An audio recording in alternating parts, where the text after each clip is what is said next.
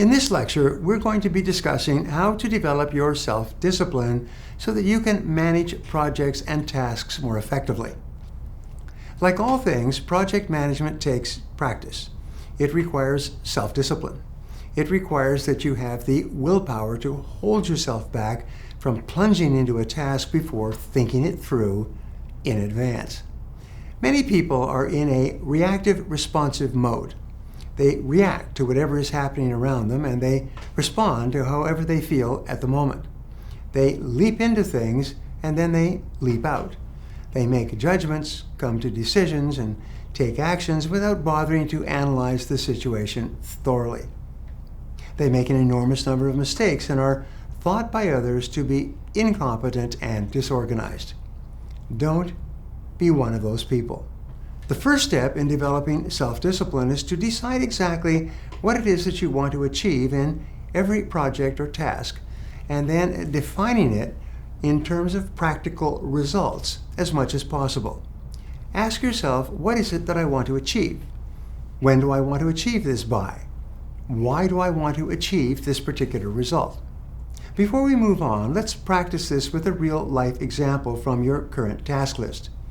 Take a moment and pick a project or task that you have to complete for work.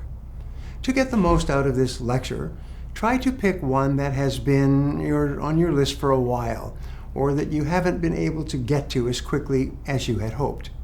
Once you have that defined, the next thing you must outline is exactly what behaviors you'll need to change or improve in order to develop more self-discipline. For example, if you'd like to develop more self-discipline so that you can get more of your projects done on time, but you often procrastinate on starting tasks once you get to work in the morning, then that is the behavior you will need to change. Once you've determined the behaviors you'll need to change, the third step is to identify any obstacles toward changing those behaviors. For example, in the example I just gave, one of your obstacles may be that you put off starting tasks in the morning because you lack energy in the morning, because you didn't get enough sleep or you haven't properly planned your day the night before, so you don't know where to begin in the morning. The fourth step is arguably the most important of the entire process, and that is to develop a plan of action. From completing the other tasks, you should have a very clear idea of what exactly it is you want. Now you need to put your pen to paper and determine the necessary steps to develop that discipline. Do you need to go to bed earlier? Begin planning your tasks the night before. Get some sort of planner or other tool to help you stay on track. Write down any and all steps needed from start to finish for you to fully develop the discipline necessary to start and complete your tasks in a timely and efficient manner. And finally, none of these steps will mean anything if you don't hold yourself accountable in some way.